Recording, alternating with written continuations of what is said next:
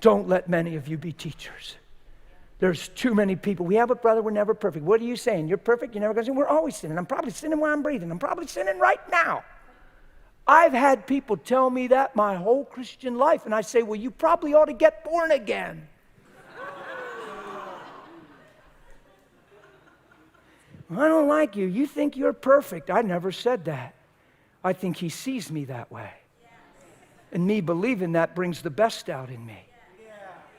You know, there's this real concern about grace on the earth right now. There's people that have authority in the body, that have prestige, speaking out of turn. They don't know what they're saying because we get into this pendulum effect, and there's people that are preaching kind of stiff and legal stuff. So then these other camps start preaching liberty and grace, and then they get concerned, so they respond and go tighter.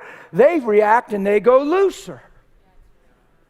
So then prominent people stand up and make bold statements in magazines that people read and publish stuff and Facebook and all this stuff hears it. And prominent people, be careful of this new grace movement. There's a grace revolution that's deceived and not from the Lord and da-da-da-da-da-da-da-da. And I'm thinking, what a tragic thing to write without knowing what you're saying. It's simple, guys. If you start condemning the word grace, we're saved by grace. We are what we are by the grace of God. I understand there's miscues, but don't you step in and try to fix it with overstatements. Because a new believer hears somebody talking about grace and red flags are flying, and they can't even hear the grace of salvation because of your comments. Let me tell you real plain how simple it is. Grace is different than mercy. Grace is God's etching tool. It's His power on my behalf to become like Him. Mercy is afforded by the heart of God to give me a chance when I deserve none. When I receive that mercy, it ushers me in to the dispensation of grace. And all of a sudden, I'm saved by grace through faith, and God's etching tool of grace begins to make me more like Him as I yield to Him, and the great potter has his way. If you preach grace apart from transformation, you'll preach perversion. And you'll tell people in the long run, and this is what this other crowd is afraid of. And they hear it. Well, God knows my heart. He loves me anyway. And they're doing all kinds of things in their life that are the same as before they were saved. And they're like, well, He understands. He shed His blood anyway. He knows I'm a sinner. That is not what I'm preaching. I'm preaching He changes us. We reckon ourselves dead to sin. He gives us new life. I didn't find a way to sin and get away with it. I found a way to be free.